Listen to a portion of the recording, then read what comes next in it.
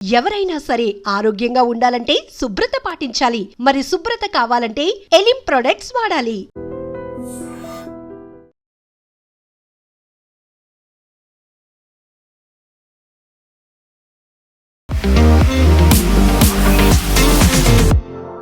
బోల్డ్ అంత హైప్ వచ్చింది, చాలా వరకు డిస్కషన్స్ అయ్యాయి. ఎవరెవరు రాష్ట్రంలో బీజేపీని తీసుకురావాలనుకుంటున్నారు తప్ప ఇక్కడ ఉన్నటువంటి నాయకత్వానికి ఆలోచన లేనట్టుంది అనే మాట రాజాసింగ్ అన్నారు కదా.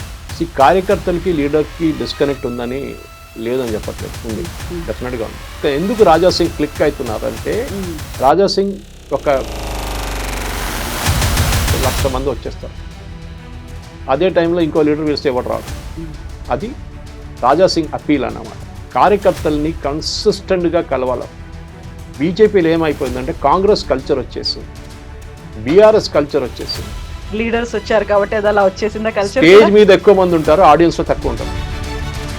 Work on the ground level, అది ఇంపార్టెంట్. మోదీ గారు చెప్పారు, అమిత్ షా గారు ఎన్నోసార్లు చెప్పారు, ఇన్ ద ఫీల్డ్ పనిచేయాలి. ఎలక్షన్ టైంలో కాదు మీ ఓటర్ దగ్గర వెళ్ళడం. ఎలక్షన్ టైంలో అందరూ వస్తారు ఓటర్ స్లిప్ ఇవ్వడానికి, మా పార్టీకి ఓట్ వేయని చెప్పడం. ఇప్పుడు వెళ్ళండి, ఇప్పుడు వెళ్ళి కలవండి, ఏమేమి ప్రాబ్లమ్స్ అని చెప్పండి.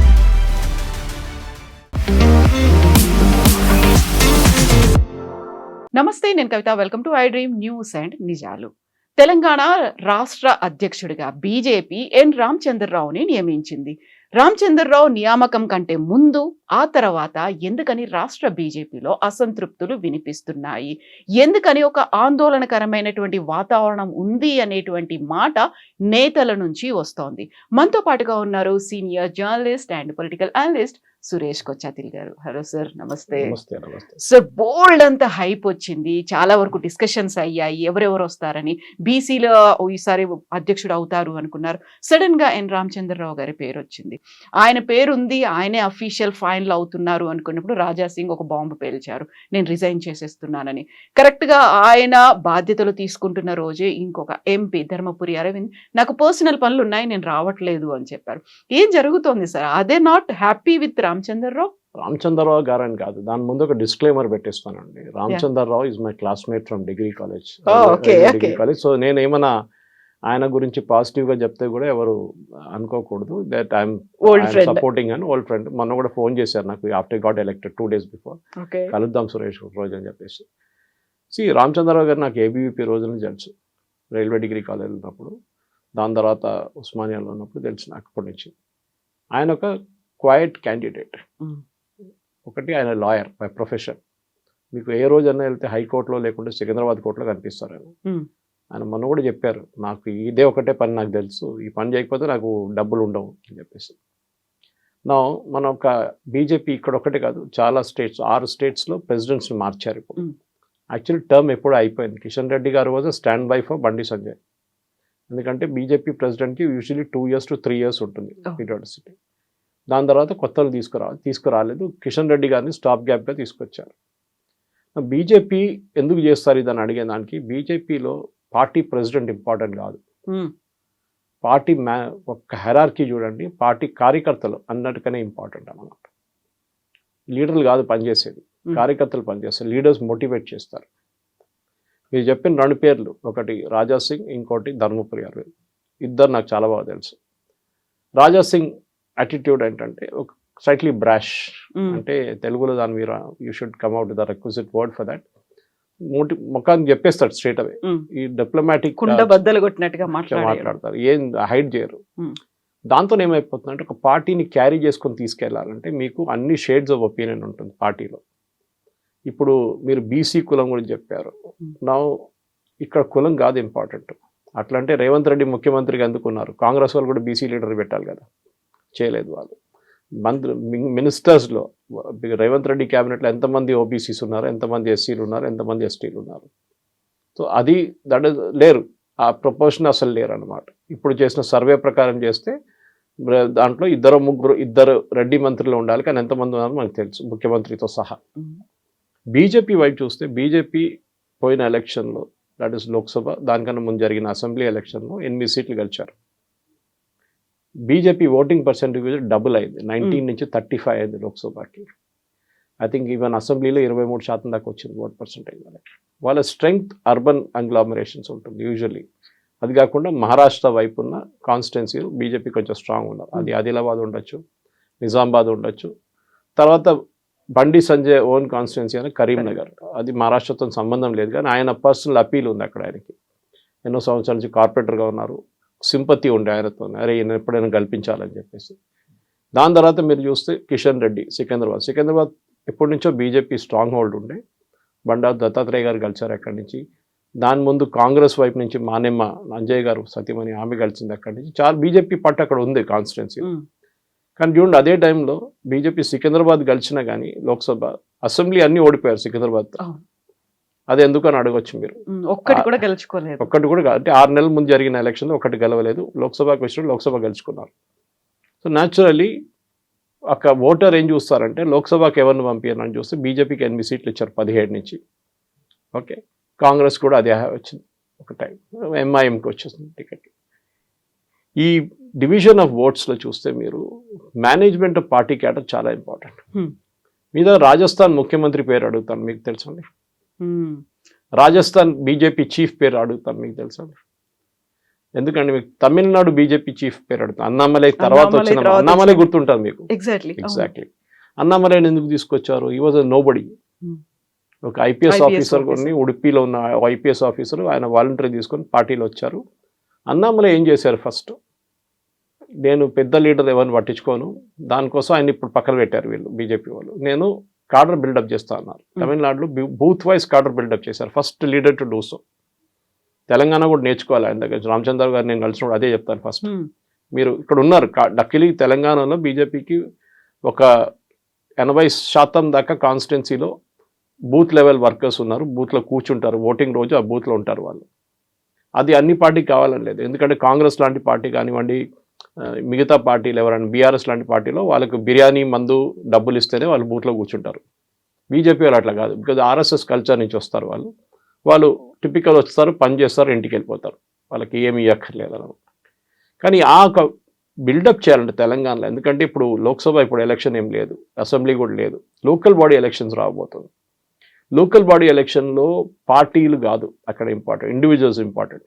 జెడ్పీటీసీలు కానివ్వండి, ఎంపీటీసీలు కానివ్వండి, సర్పంచ్లు కానివ్వండి, వీళ్ళందరూ ఇండివిజువల్ బేసిస్లో గెలుస్తారు. ఏ పార్టీ పవర్లో ఉందో వాళ్ళ వైపు వెళ్తారు వాళ్ళు. బీఆర్ఎస్ ఉన్నప్పుడు అందరూ కేసీఆర్ భజన పాడిండ్రు, కేసీఆర్ కొనుక్కుంటాడు అందరినీ. అప్పుడు ఆ టైంలో ఎవరు ఏ ఇండిపెండెంట్గా కలిసినా కానీ బీఆర్ఎస్లో చేరిపోతాడు. ఇప్పుడు చూడండి అందరూ కాంగ్రెస్ వైపు వెళ్తారు. వాళ్ళకి ఏంటంటే డబ్బులు సంపాదించాలి, 10 కాంట్రాక్టులు దొరికితే వాళ్ళ చుట్టాల పేరు మీద ఏదైనా డబ్బులు సంపాదించుకోవచ్చు. ఇదే వాళ్ళ స్ట్రాటజీ. జెడ్పీటీసీలు ఎంపీటీసీలు ఎందుకు అవుతారు? ప్రజలు సేవ చేయడం కాదు వాళ్ళది, మెయిన్గా డబ్బులు సంపాదించడం. అదే ఈవెన్ ఎమ్మెల్యే లెవెల్లో కూడా అంతే నడుస్తుంది. మెయిన్గా కాంట్రాక్ట్ మీద కాంట్రాక్ట్, వాళ్ళకి వచ్చే ఎంపీ లాంటి ఫండ్స్ నుంచి ఏం జరుగుతుందో అది చూసుకుంటారు వాళ్ళు అనమాట. అందరినీ చెప్పట్లేదు, most of them are like that. ఎందుకంటే ఒక ఎలక్షన్కి మీరు 25-30 కోట్లు ఖర్చు పెట్టినప్పుడు మీరు దాని డబ్బులు సంపాదించాలి, 50 సంపాదించాల్సి వస్తుంది మీకు నెక్స్ట్ ఎలక్షన్లో ఖర్చు పెట్టాలంటే. ఎక్కడి నుంచి వస్తుంది? మీకు 50 కోట్లు ఎవరు తెచ్చియరు, మీకు ఎక్కడి నుంచో సంపాదించాలి. సో నేను ఇదంతా ఎందుకు చెప్తున్నా అంటే, మీకు ఒక ఎలక్షన్ మిషనరీ నడిపించాలంటే మీకు ఐదర్ పార్టీ ఫండ్స్ ఉండాలి, లేకుంటే ఇండివిజువల్ ఫండ్స్ ఉండాలి. బీజేపీ వైపు గెలిచిన లీడర్లు అందరూ ఇండివిజువల్ లీడర్స్ స్ట్రెంగ్త్గా. ధర్మపురి అరవింద్కి వాళ్ళ ఫాదర్ డి శ్రీనివాస్ టైం నుంచి నిజామాబాద్ వైపు అటువైపు మంచి పట్టు ఉంది. ఇటు ఆదిలాబాద్లో కూడా అంతే బీజేపీ. ఒకసారి సోయం బాపురావు కలిశారు, ఆయన కాంగ్రెస్ నుంచి వచ్చి బీజేపీలో జాయిన్ అయ్యారు, ఎట్లా కలిసారు ఆయనకే తెలియదు. ఈసారి ఆయన రాకపోతే ఓడిపోతారని చెప్పిన ఊహాలు ఉన్నాయి, కానీ అప్పుడు కూడా బీజేపీ కలిశారు. అంటే ఇండివిజువల్ పార్టీ కాదు, ఇండివిజువల్ బేసిస్లో బీజేపీ అక్కడ కలిశారు అనమాట. కార్యకర్తలు సపోర్ట్ చేస్తారు. ఇప్పుడు మీరు అడగొచ్చు, ఈయన్ని కొత్త ఒక ఆయన తీసుకొచ్చి ఎంపీగా మీరు ఆదిలాబాద్లో పెట్టినప్పుడు కార్యకర్తలు ఆయన కోసం పనిచేస్తారా లేదా అనేది. అది టాప్ నుంచి వస్తుంది ఒక ఇండికేషన్, పని చేయాలని చెప్పేసి పని చేస్తారు. ఓకే, దాంట్లో మీరు చెప్పొచ్చు సంఘ్ వాళ్ళు ఉంటారా లేదా అంటే, సంఘ్ వాళ్ళు యూజువలీ పాలిటిక్స్లో డైరెక్ట్లీ దిగరు. వాళ్ళు జనజాగరణ చేస్తారు. ఎప్పుడు వెళ్ళి బీజేపీకి ఓటేయమని చెప్పారు, ఇండైరెక్ట్గా చెప్తారు వాళ్ళంతే, మంచి పార్టీకి ఓటేయండి అని చెప్తారు. అది కాకుండా మీకు అసెంబ్లీకి వచ్చినప్పుడు ఏమైందంటే, అక్కడ కూడా మీరు చూడండి, అసెంబ్లీలో కూడా ఈవెన్ కామారెడ్డి లాంటి కాన్స్టిట్యున్సీలో 2 ముఖ్యమంత్రులు, అంటే ఒకటి టు బీ అండ్ ఒకటి ఎగ్జిస్టింగ్ ముఖ్యమంత్రిని ఓడిపించిన మనిషి అక్కడ ఉన్నారు, బీజేపీ ఎమ్మెల్యే ఉన్నారు, అందరికి తెలుసు. ఎట్లా గెలిచారండి ఆ సీటు? సో ఆ సీటు గెలిచినప్పుడే ఆ పవర్ తెలిసిపోతుంది, ఇండివిజువల్ పవర్ ఎక్కడ ఉందని చెప్పేసి. పార్టీ ఓటు తీసుకొచ్చారు, ఎస్ తీసుకొచ్చారు. ఇండివిజువల్ ఓటు తీసుకొచ్చారు, కరెక్ట్. బీజేపీకి 8 సీట్లు అసెంబ్లీలో వచ్చింది. ఎట్లా వచ్చిందండి? ఇది కూడా అదే. అప్పుడు సికింద్రాబాద్లో ఎందుకు గెలవలేదండి? మల్కాజిగిరిలో ఈట్ల రాజేందర్ గెలిచారు. Malkajgiri the biggest Lok Sabha constituency in the country. 38 లక్షల ఓటర్స్ ఉన్నారు. ఇప్పుడు 40 లక్షలు అయి ఉంటుంది. ఒక 4 కాన్స్టిట్యున్సీలు చేయొచ్చు లోక్సభ, లేకుంటే 2 చేయొచ్చు మినిమం. ఆ కాన్స్టిట్యున్సీలో కూడా బీజేపీ సీట్లు గెలవలేదు అసెంబ్లీలో. ఎందుకంటే ఇప్పుడు మీరు చెప్తారు ఈట్ల రాజేందర్కి పట్టు ఉంది, మళ్ళీ ఆ పట్టు ఉన్నప్పుడు సీట్లు ఎందుకు గెలవ? అఫ్కోర్స్ అసెంబ్లీ ముందు వచ్చింది అనుకోండి, దాని తర్వాత లోక్సభ వచ్చింది. Problem is simple. ఏంటంటే పార్టీ లీడర్షిప్ కాదు ఇంపార్టెంట్. మీరు ఎవరిని తీసుకొచ్చినా కానీ, అది రాజాసింగ్ ఉండొచ్చు, అది ధర్మపురి అరవింద్ గారు ఉండొచ్చు, ఆర్ ఈవెన్ రామచంద్రరావు గారు ఉండొచ్చు, లేకుంటే ఎవరైనా ఇంకా లీడర్లు తీసుకొస్తే వాళ్ళు పర్ఫామ్ చేయాల్సి వస్తుంది. ఏంటంటే బూత్ లెవెల్ నుంచి పర్ఫామ్ చేయాలి. దానికి కొంతమంది లో ప్రొఫైల్గా పనిచేస్తారు, కొంతమంది హై ప్రొఫైల్గా పనిచేస్తారు. లొల్లి చేయడం కాదు, ఎక్కువ మెథాడికల్గా పనిచేయడం ఉంటుంది. రెండో ఫ్యాక్టర్ బీజేపీలో ఏంటంటే సంఘ్ వైపు నుంచి వచ్చే అబ్జెక్షన్ ఏముంటుందంటే, వీళ్ళు కొత్త వచ్చిన వాళ్ళకి ఎందుకు ఇంత ఇంపార్టెన్స్ ఇవ్వాలని చెప్పి, విచ్ ఇస్ కరెక్ట్. బీజేపీ ఎప్పుడు చెప్పిన రామచంద్రరావు గారి గురించి చెప్పాను చూడండి. నేను చదివింది రైల్వే డిగ్రీ కాలేజ్లో 80 to 83. ఆ టైంలో ఆయన కూడా అక్కడ ఉన్నారు. అప్పుడు ఆలోచించా, ఎన్ని సంవత్సరాల ముందు అది 83లో. అప్పటి నుంచి పార్టీ కోసం పనిచేస్తున్న మనిషి. 42 years నుంచి వర్క్ చేస్తున్నారు. అంటే ఏబీవీపీ అంటే చాలా మంది అనుకుంటారు బీజేపీ యూత్ వింగ్ అనుకుంటారు. కాదు, ఏబీవీపీ ఇస్ ఆర్ఎస్ఎస్ కా యూత్ వింగ్. చాలా పెద్ద డిఫరెన్స్. బీజేపీది బీజేవైఎం ఉంది. అప్పటి నుంచి పనిచేస్తున్న వాళ్ళు ఉన్నారు. అట్లాంటి మనిషికి మీకు రికగ్నిషన్ ఇవ్వాలన్నా, లేకుంటే మొన్న పార్టీలో వచ్చిన మనిషికి రికగ్నిషన్ ఇవ్వాలి చెప్పండి. అది ఈవెన్ కార్పొరేట్ లెవెల్లో ఉంటుంది. మీరు కార్పొరేట్లో 10, 20, 15 సంవత్సరాలు పనిచేసి 20 సంవత్సరాలు పనిచేసిన మనుషులు ఉంటారు చాలామంది. సడన్గా బయట నుంచి ఒకటి తీసుకొచ్చి మీకు బాస్గా చేస్తారు. అప్పుడు మీకు ఏమవుతుంది? కోపం వస్తుంది. ఏంటో నేను లేనా, నాకు పని చేయడం రాదా, నేను ఇన్ని సంవత్సరాల నుంచి ఇక్కడ ఉన్నాను, ఎంత లాయల్గా ఉన్నాను, నన్ను మీరు కన్సిడర్ ఎందుకు చేయలేదు? హ్యూమిలియేషన్, సఫకేషన్ అనేది అనిపిస్తుంది. మీరు కూడా రియాక్ట్ చేస్తారు అట్లనే. సేమ్ థింగ్ ధర్మపురి అరవింద్ గారితో నేను రెగ్యులర్గా మాట్లాడుతుంటాను. Very methodical person, data based approach. Press conference ఆయనది లెజెండరీ. బహుశా ఆయన కూడా రూట్లో వచ్చేస్తారు. ప్రాబ్లం ఆయనకున్న ఫ్రస్ట్రేషన్ నేను ఇక్కడ ఓపెన్ కాన్వర్జేషన్ చెప్పాను, చాలా చెప్పారు నాకు. ఓకే, ఆయనకున్న ఫ్రస్ట్రేషన్ ఆయనకుంది. బేసిక్లీ ఏంటంటే బీజేపీ అగ్రెషన్. ఇప్పుడు నిన్న కూడా నేను కొంతమందిని ఒక ఫంక్షన్కి వెళ్తే కలిచాను. చాలామంది వచ్చాను, సురేష్ గారు మీరు వెళ్ళి అన్ని ఛానల్లో మాట్లాడతారు, మీరు బీజేపీ స్పోక్స్ పర్సన్గా ఎందుకు లేరన్నా. నేను చెప్పాను, నేను ఇంకా నుపూర్ శర్మ కావాలనుకుంటలేను, నేను సురేష్ కోచర్లుగానే ఉంటాను, నేను ఏం కావాలంటే నేను వెళ్ళి చెప్పొచ్చు ఏ ఛానల్లో అయినా.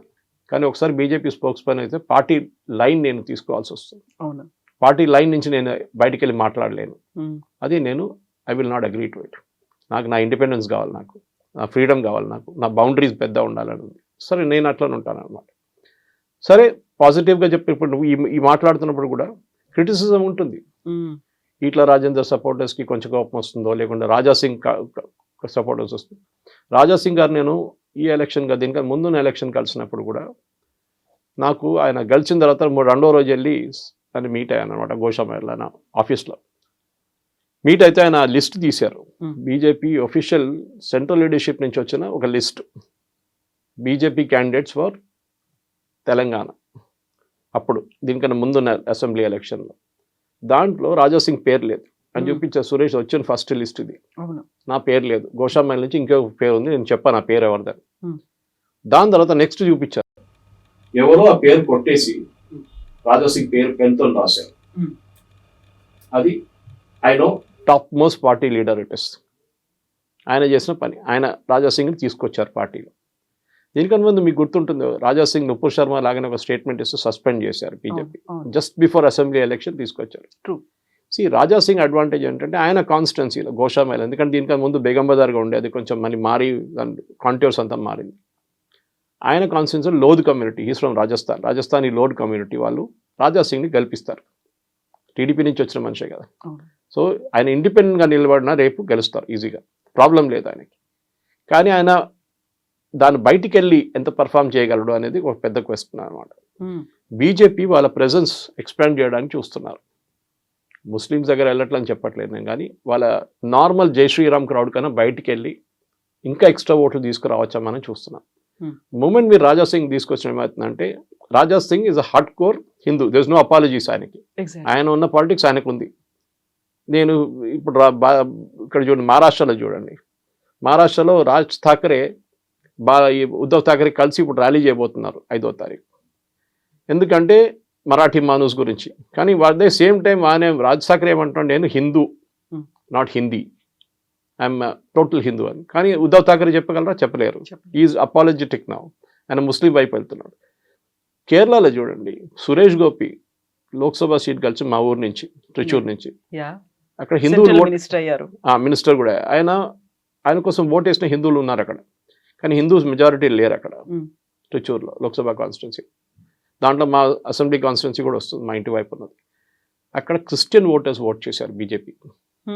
దానికి కారణాలు చాలా ఉన్నాయి. ఒకటి కమ్యూనిస్ట్ మీద ఉన్న కోపం కానివ్వండి, కాంగ్రెస్ వాళ్ళ మీద ఉన్న కోపం కానీ, లవ్ జిహాద్ ఇష్యూస్, అక్కడ క్రిస్టియన్ అమ్మాయిలు చాలా కనిపించకుండా పోయారు, దాన్ని ఉన్నాయి. ఇంకోటి అక్కడ ఉన్న క్రిస్టియన్ పాలిటిక్స్ కూడా ఉంటుంది. ఇప్పుడు బీజేపీ ఈ 8 సీట్ల నుంచి లోక్సభ 8 గెలవచ్చండి, దీనికన్నా ఎక్కువ బీజేపీ చేయలేరు. కానీ అసెంబ్లీలో మీరు 8 సీట్లు లోక్సభ గెలిచిన దాని కింద ఒక లోక్సభ సీట్లో 6 సీట్లు పెట్టుకుందాం. అసెంబ్లీ మినిమం 6 నుంచి 7 ఉంటుంది, 6 పెట్టుకుందాం. 8 into 6 48 అసెంబ్లీ సీట్స్ గెలవాలండే బీజేపీ. ఎందుకు 8కే పరిమితం? ఎందుకు 8? అక్కడే మీకు క్యాల్కులేషన్ వచ్చేస్తుంది, మిస్టేక్. బీజేపీ లోకల్ లెవెల్లో ఎక్స్పాండ్ చేయలేకపోతున్నారు. ఇప్పుడు దాకా ఉన్న పార్టీ ప్రెసిడెంట్స్ అందరూ మాట్లాడతారు.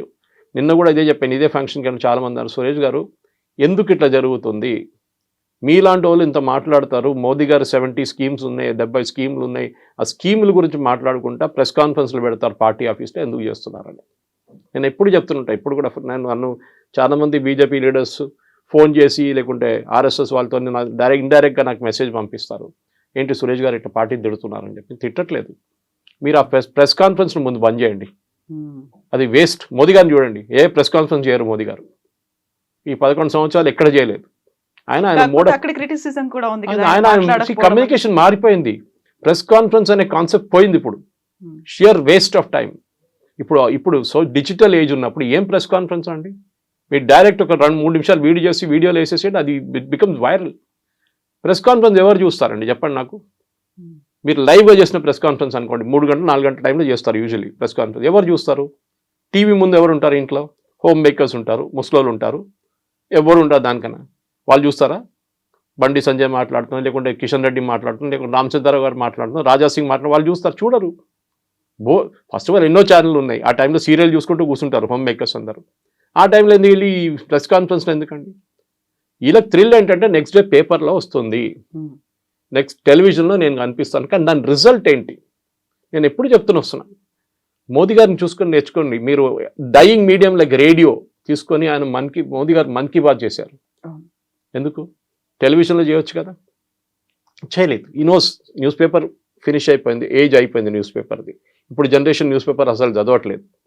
మళ్ళీ ప్రెస్ కాన్ఫరెన్స్ పెట్టి న్యూస్ పేపర్లో వచ్చిన న్యూస్ ఎవరు చదువుతున్నారండి? యంగ్స్టర్స్ చదువుతున్నారా? లేదు, వాళ్ళు పేపర్ ఉంటారు. ఇప్పుడున్న జనరేషన్ పేపర్ ముట్టరు అసలు. 25-30 ఏజ్లో ఎవరు పేపర్ చదవరు. టెలివిజన్ చూస్తారా? చూడరు. పొద్దున్న 9కి వెళ్తే రాత్రి 8 గంటలకు ఇంటికి వస్తారు ఎవరైనా కానీ. ఇప్పుడు ఎవరు టెలివిజన్ చూస్తారు? ఎవరు చూడరు. అందరూ ఇట్లాంటి మొబైల్ ఫోన్లో వాళ్ళకి వస్తున్న న్యూస్ చూస్తుంటూ ఉంటారు వాళ్ళు. మీరు కమ్యూనికేషన్ స్ట్రాటజీ మార్చండి. So this is where even if నా రామచంద్రరావు గారిని కలిసి ఫస్ట్ ఇదే చెప్పబోతున్నాను. మోదీ గారికి ఉన్న స్కీమ్లో ఒక్క స్కీమ్ తీసుకోండి, ముద్రా లోన్ తీసుకోండి. 40 కోట్ల మందికి కంట్రీలో ముద్రా లోన్స్ వచ్చినాయి. అకౌంట్స్ 40 crore అకౌంట్స్, డబ్బులు చాలా ఖర్చు అయినాయి, అది డిస్పర్స్ అయింది అనుకోండి. దాంట్లో మినిమం తెలంగాణలో ఇక్కడున్న పాపులేషన్ కన్నా 6 కోట్లని పెట్టుకుందాం, 5 కోట్లు పెట్టుకుంటే కూడా 2.5 కోట్ల మందికి ఇక్కడ ముద్రా లోన్లు వచ్చినాయి. వాళ్ళ ఫ్యామిలీ మెంబర్ కూడా ఉంటారు కదా. ఆల్మోస్ట్ ఎవ్రీ ఓటర్, అంటే 80% ఆఫ్ ఓటర్స్కి బెనిఫిట్ అయింది. వాళ్ళు కుట్టు మిషన్ కొనుక్కున్నారో, కిరాణా కొట్టు ఎక్స్పాండ్ చేశారో, వెల్డింగ్ షాప్ పెట్టుకున్నారో, లేత్ మిషన్ పెట్టుకున్నారో, ఏమైనా చేశారు. వాళ్ళు కెమెరాలు కొనుక్కున్నారు చాలా మంది నాకు తెలిసిన వాళ్ళు ముద్రాలో. ఎందుకంటే షూరిటీ అక్కర్లేదు, కొలాటరల్ అక్కర్లేదు మీకు. మీరు కన్వే చేయగలరా?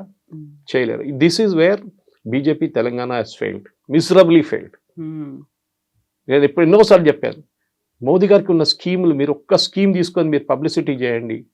మీరు మాట్లాడకండి, ఆ బెనిఫిషరీని తీసుకొచ్చి కెమెరా ముందు కూర్చొని మాట్లాడిపించండి.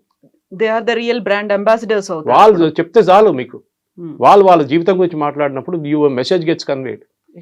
Leadership is not important. Modi గారు ఇప్పుడు జేపీ నడ్డా గారు ఇన్ని సంవత్సరాల నుంచి బీజేపీ చీఫ్గా ఉన్నారు. ఈ suppose to been replaced before the election, 24 election తర్వాత. ఇప్పుడు మనం 25కి వచ్చేసాం, ఆల్రెడీ జూలైలో ఉన్నాం. మార్చారా? మార్చలేదు. ఇప్పుడు కూడా ఆయన ఎవరిని పెట్టాలి, శివరాజ్ సింగ్ చౌహాన్ పెట్టాలన్నా, నితిన్ గడ్కరీని చేయాలన్నా అని చెప్పి అక్కడ పెద్ద చర్చ నడుస్తుంది. కానీ పార్టీ నడుస్తుంది కదా. ప్రాసెస్ ఇస్ ఇంపార్టెంట్, పీపుల్ కాదు.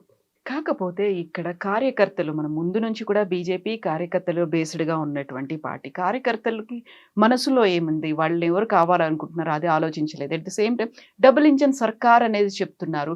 కార్యకర్తలు మనకి ఇక్కడ రాష్ట్రంలో బీజేపీని తీసుకురావాలనుకుంటున్నారు తప్ప ఇక్కడ ఉన్నటువంటి నాయకత్వానికి ఆలోచన లేనట్టుంది అనే మాట రాజాసింగ్ అన్నారు కదా. కార్యకర్తలకి లీడర్కి డిస్కనెక్ట్ ఉందని లేదని చెప్పట్లేదు, ఉంది, డెఫినెట్గా ఉంది. ఎందుకంటే కార్యకర్తల్ని ఎప్పుడు అడ్రస్ చేస్తారంటే, మోదీ గారు ఏదో మీటింగ్ పెట్టినప్పుడు, లేకుంటే అమిత్ షా గారు వచ్చినప్పుడు ఒక మీటింగ్ పెట్టినప్పుడు కార్యకర్తలు పిలుస్తారు. మీరు కార్యకర్తల్ని స్పెసిఫిక్ ఎమ్మెల్యే లెవెల్ కానివ్వండి, ఈవెన్ వితౌట్ ఎమ్మెల్యే కూడా ఉన్నప్పుడు కూడా కానీ, మీ సిటీ ప్రెసిడెంట్ లెవెల్లో ఉన్నా కానీ మీరు ఎంతమంది కార్యకర్తల్ని కలిశారు? కలవరు అసలు. నేను చెప్తున్నాను, ఎలక్షన్ టైం ముందు కలుస్తారు, అందరిని పిలిపిస్తారు. అప్పుడు బూత్ మేనేజ్మెంట్ గురించి, జన్ జాగరణ గురించి అన్నీ చేస్తారు ఆ టైంలో. ఇవి చాలా ఇంపార్టెంట్. మీరు చెప్పిన ప్రశ్న కరెక్ట్. కార్యకర్తలు ఎందుకు రాజాసింగ్ క్లిక్ అవుతున్నారు అంటే, రాజాసింగ్ ఒక హనుమాన్ ప్రొసెషన్ పెడతాం, జయ హనుమాన్ ప్రొసెషన్ పెడతాం, లక్ష శోభయాత్ర 1,00,000 మంది వచ్చేస్తారు. అదే టైంలో ఇంకో లీడర్ పిలిస్తే ఎవరు రాడు. అది రాజాసింగ్ అప్పీల్ అన్నమాట. అందరు అట్లా చేయలేరు. ఇప్పుడు యోగి ఆదిత్యనాథ్ గవర్నర్ ఆయన మాట్లాడుతూ ఒక ఫీవరిష్ పిచ్తో మాట్లాడతారు. అదే టైంలో మీరు శివరాజ్ సింగ్ చౌహాన్ తీసుకుంటే చాలా సాఫ్ట్గా మాట్లాడతారు. కానీ ఇద్దరు పని చేపిస్తారు కదా. ఇద్దరు ముఖ్యమంత్రులుగా ఉన్నారు. ఒక ఆయన ఎక్స్ చీఫ్ మినిస్టర్, ఒక ఆయన ప్రెసెంట్ చీఫ్ మినిస్టర్. ఈ కార్యకర్తలకి లీడర్స్కి డిస్కనెక్ట్ ఉందని ఏ డౌట్ లేదు.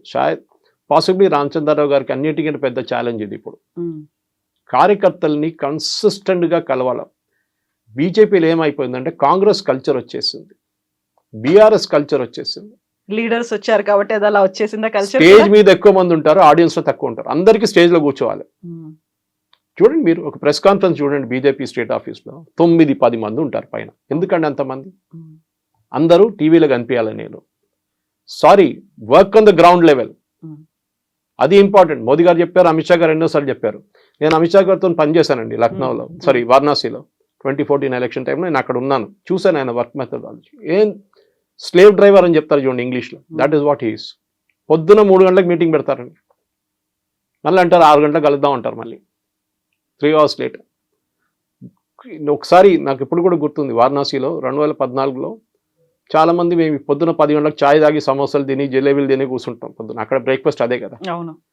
కూర్చున్నప్పుడు వచ్చి చూసి కోపం వచ్చి 5 मिनट में कोई दिखेगा इधर लात मार के बाहर निकाल दूंगा అంటే 5 నిమిషాలు ఇంకెవడని ఇక్కడ కనిపిస్తే కొట్టి బయట పంపిస్తారు. ఇన్ ద ఫీల్డ్ పనిచేయాలి. ఎలక్షన్ టైంలో కాదు మీ ఓటర్ దగ్గర వెళ్ళడం. అప్పుడు ఎలక్షన్ ఉండే అనుకోండి, ఇక్కడ కూడా అదే చెప్తాను, మీరు ఓటర్ దగ్గర ఎప్పుడు వెళ్ళాలండి? When is not expecting you, మిమ్మల్ని ఎక్స్పెక్ట్ చేయట్లేదు. ఎలక్షన్ టైంలో అందరూ వస్తారు ఓటర్ స్లిప్లు ఇవ్వడానికి, మా పార్టీకి ఓట్ వేయండి అని చెప్పండి. ఇప్పుడు వెళ్ళండి, ఇప్పుడు వెళ్ళి కలవండి, ఏమేమి ప్రాబ్లమ్స్ అని చెప్పండి. నీళ్ళ ప్రాబ్లం ఉందా, డ్రైనేజ్ ప్రాబ్లం ఉందా, లేకుంటే ఇంకేమైనా ఇష్యూస్ ఉందా అని వాళ్ళు అడగండి ఓటర్స్ని. వాళ్ళు అప్రిషియేట్ చేస్తారు.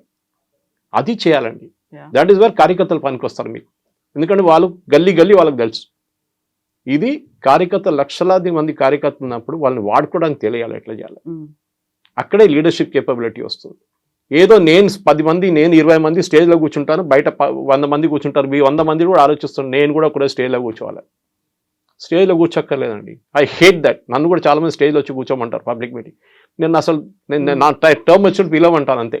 నేను ఎప్పుడు మాట్లాడే అప్పుడు నేను వచ్చి మాట్లాడి మళ్ళీ ఆడియన్స్లో కూర్చుంటాను. అది నేర్చుకోవాలి. ఆ ప్రాబ్లం ఏమైందో ఆ కల్చర్, కాంగ్రెస్ కల్చర్ అది అక్కడి నుంచి వచ్చిందన్నమాట. ఎందుకంటే బయట నుంచి చాలా మంది బీజేపీకి వచ్చారు, లీడర్స్ వచ్చారు కాబట్టి ఆ కల్చర్ తీసుకొచ్చారు. వాళ్ళు షాల్ వేయడము, వీళ్ళ మీద ఒక ఫోటోలు సెల్ఫీలు తీయడము. తీయొద్దని చెప్పట్లేదు, చాలా మందికి ఉంటుంది సెల్ఫీలు తీసుకోవాలని చెప్పేసి. కానీ యూఆర్ కిల్లింగ్ ద కల్చర్. మీరు చూడండి, అదే టైంలో ఆర్ఎస్ఎస్ స్వయం సేవకులు చూడండి, వాళ్ళు ఎప్పుడు ఇట్లాంటి పబ్లిసిటీ చేయరు. మీరు ఏదైనా ఆర్ఎస్ఎస్ మీటింగ్లో ఫోటో చూసారండి, వాళ్ళు చెప్పులు బయట పెట్టి లైన్లో పెట్టి వెళ్తాడు, అక్కడ చూడండి డిసిప్లిన్ వాళ్ళది. ఇది ప్రాబ్లం అన్నమాట. సో కార్యకర్తల్ని మోటివేట్ చేయడానికి లీడర్షిప్ అని లేదు, అది ఎవరైనా ఉండొచ్చు లీడర్షిప్ లెవెల్లో. సో పార్టీ మిషనరీ పనిచేయాలి. And BJP party machinery is awesome, superb అన్నమాట. ఏ పార్టీకి మీరు చూడండి, ఈవెన్ రీసెంట్లీ కాంగ్రెస్ చిదంబరం గారు చెప్పారు, మీరు కాంగ్రెస్ బీజేపీతో పోటీ చేయడం మర్చిపోండి, వాళ్ళ పార్టీ మిషనరీతో మీరు అసలు కాంపీట్ చేయలేరు. Yeah. They are that super efficient. ఒక పెద్ద మిషన్ అండి బీజేపీ వార్ మిషన్. అది ఏ ఎలక్షన్ అయినా కానివ్వండి. కానీ ప్రాబ్లం ఏంటంటే ఆ టైంలోనే వీళ్ళందరూ యాక్టివ్ అవుతారు. అది కాకుండా రామచంద్రరావు గారు లాంటి వాళ్ళు should carry Dharmapuri Arvind everybody. అందరికి ఒక్కొక్క ఇండివిజువల్ ఫ్రీడమ్ ఇచ్చేసేయాలి. మీ ఏరియాలో మీ డిస్ట్రిక్ట్లో చుట్టుపక్కల డిస్ట్రిక్ట్లో మీరు ఇన్ఛార్జు. అసెంబ్లీలో అదే చేశారు. అసెంబ్లీ ఎలక్షన్ టైంలో అందరికీ ఎక్కడున్న ఎంపీలకి ఉన్న వాళ్ళకి రెస్పాన్సిబిలిటీ ఇచ్చారు. ఈ అసెంబ్లీ కాన్స్టిట్యున్సీస్ అంతా మీ కింద వస్తుంది, ఇక్కడి నుంచి మీరు గెలిపించాల్సిందే. అది ఏదైనా కానీ ఆర్మూర్ కావచ్చు, ఏదైనా కావచ్చు. So you have to win అన్నమాట. సో లీడర్షిప్ అనేది రామచంద్రరావు గారు ఇంకుంటారు, 3 సంవత్సరాలతో ఆయన పోతారు, కొత్త వాళ్ళు వస్తారు. సో ఈ లీడర్షిప్ కోసం స్టేజ్ మీద కూర్చోవడానికి, నేను పార్టీ ప్రెసిడెంట్ అని చెప్పుకోవడానికి కాదు ఇంపార్టెంట్. మీరు డౌన్ లెవెల్ కార్యకర్తల్ని మోటివేట్ చేయాల్సి వస్తుంది, వాళ్ళతో పని చేయించుకోవాల్సి వస్తుంది. లీడర్స్ కాదు ఇంపార్టెంట్, కార్యకర్తలు ఇంపార్టెంట్. ఎస్ సురేష్ గారు, థ్యాంక్ యూ సో మచ్. బోల్డ్ అన్న అయితే సవాళ్ళు ఉన్నాయి, ఛాలెంజెస్ ఉన్నాయి, వీటన్నిటిని అధిగమించి ఎలా రామచంద్రరావు గారు ఏకదాటి మీద అందరినీ ముందుకు తీసుకెళ్తారు అనేది. Thank you so much Suresh గారు, థ్యాంక్ యూ.